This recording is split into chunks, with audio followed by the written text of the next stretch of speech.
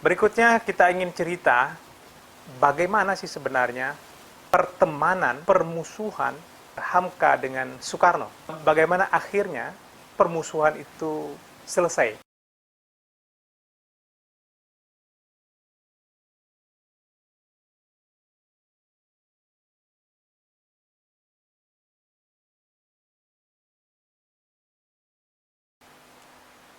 Soekarno dan Hamka menjadi sering bertemu, terutama di acara-acara Muktamar Muhammadiyah. Tahun 45, ketika Soekarno diangkat menjadi Presiden RI pertama, ia mengajak Hamka pindah ke Jakarta. Nih, lagi saya sampaikan bahwa yang mengajak Hamka pindah, Hamka itu sebenarnya berada di Bukit Tinggi. Nah, dialah yang mengajak Hamka pindah ke Jakarta.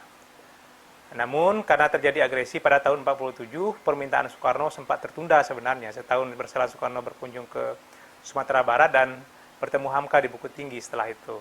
Kala itu Hamka menghadiahkan sebuah puisi kepada presiden pertama itu dengan judul Sansai Juga Aku Kesudahannya.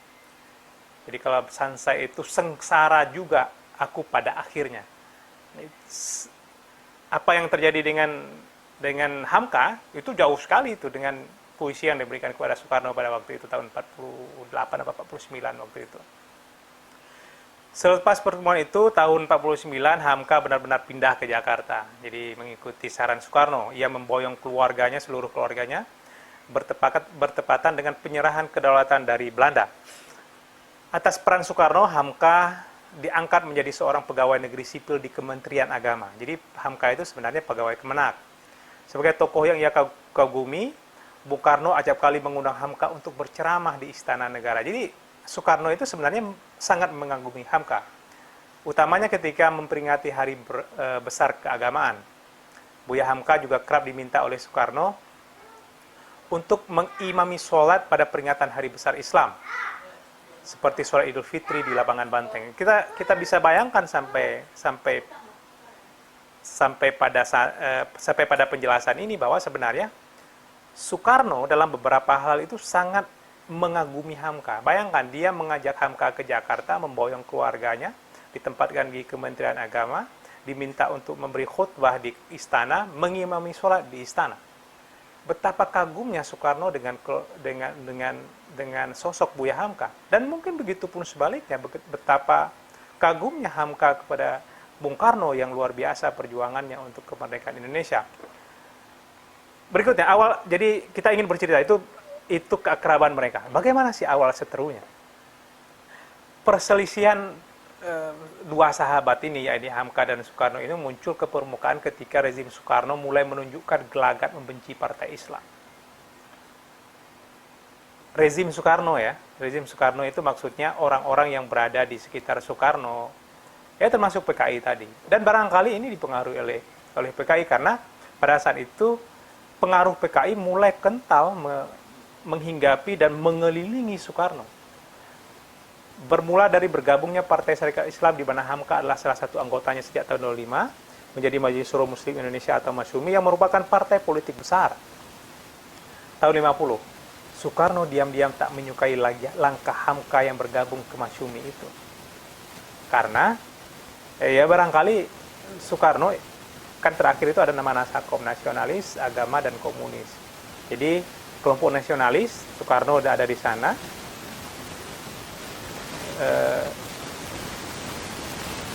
Agama, harusnya ada kelompok Islam di sana yang bisa bergabung dengan kelompok nasionalis ini. Dan ada komunis yang disikat menjadi Nasakom itu supaya bisa menjadi satu. Sehingga menjadi masuk akal kalau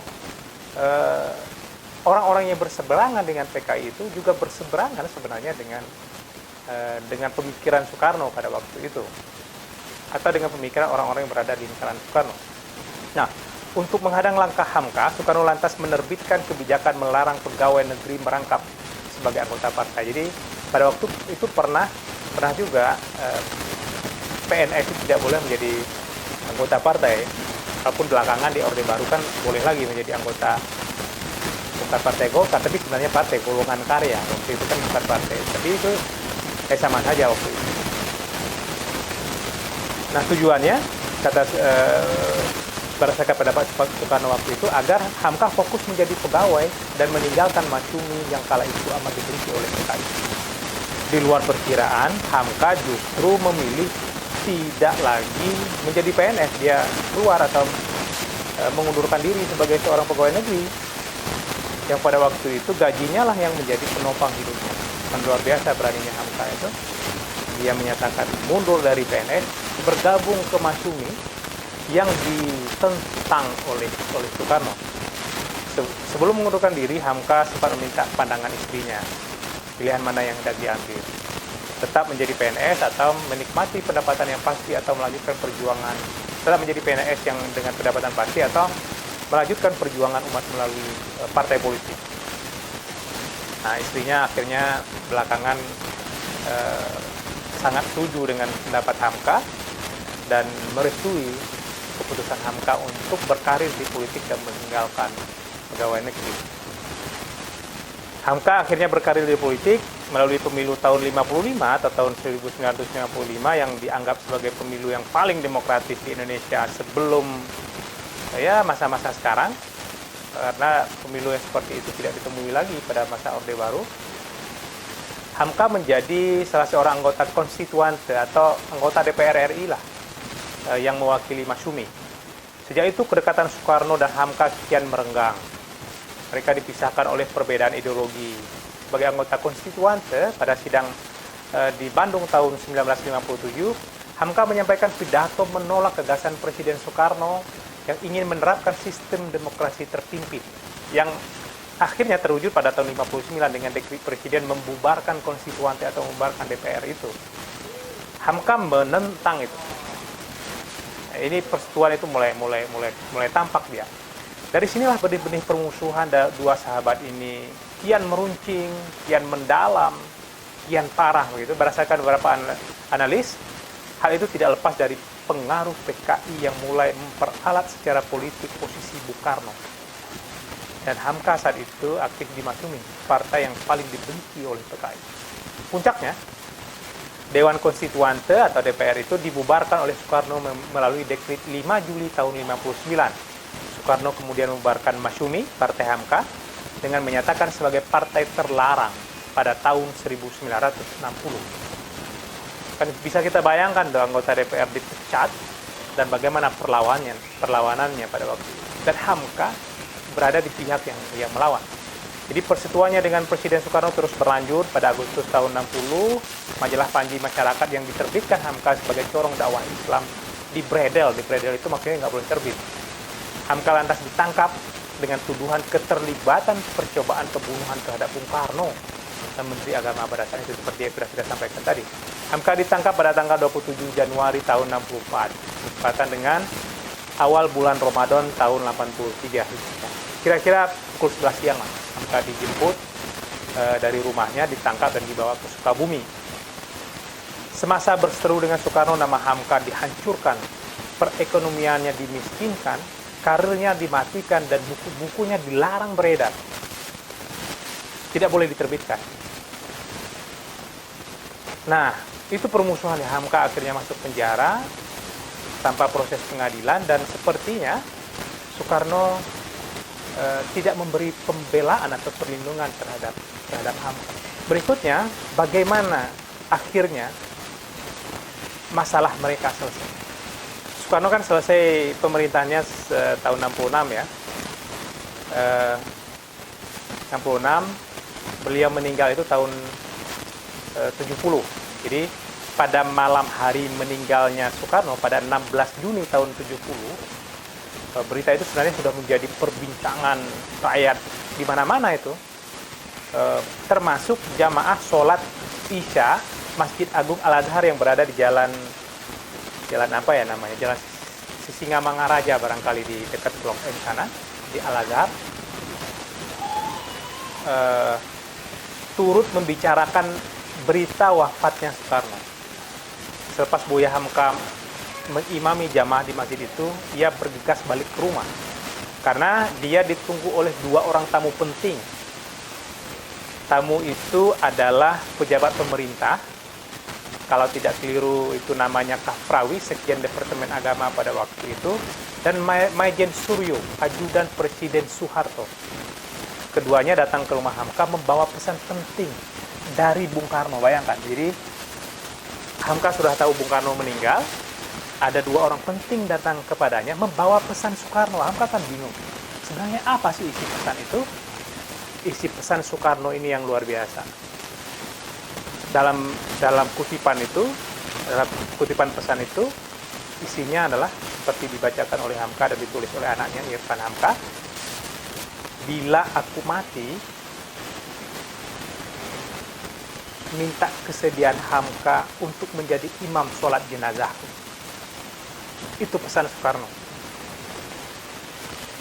Mendengar pesan itu, Hamka yang dipenjara selama 2 tahun 4 bulan tadi hampir mendapat penyiksaan fisik pada tanggal 1 Oktober, dimiskinkan, dipecat dari konstituante atau DPR yang dia tentang itu oleh Soekarno dan PKI.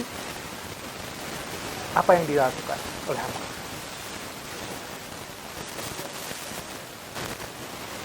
Tanpa pikir panjang, Hamka kemudian melayat ke Wisma Yaso di mana jenazah Soekarno disemayamkan. Sampai di sana, Hamka langsung mengimani sholat jenazah Soekarno, sosok yang pernah menjebloskan penjara itu. Bahkan Hamka sempat-sempatnya memuji keberhasilan Soekarno yang membangun Masjid Baitur Rahim di Istana Negara dan Masjid Istiqlal. Ini kutipan buku yang kita ambil dari buku yang diambil dari bahasa Hamka waktu itu. Saya baca saja. Saya tidak pernah dendam kepada orang yang pernah menyakiti saya. Dendam itu termasuk dosa. Selama 2 tahun 4 bulan saya ditahan, saya merasa itu semua merupakan anugerah yang tiada hingga dari Allah kepada saya. Sehingga saya dapat menyelesaikan kitab tafsir Al-Quran 30 juz itu. Bila bukan dalam tahanan, tidak mungkin ada waktu saya untuk menyelesaikan pekerjaan itu. Luar biasa. Bagaimana dengan Pramudia Anantatur yang menjadi tokoh utama dalam menyerang Hamka dari sisi budaya?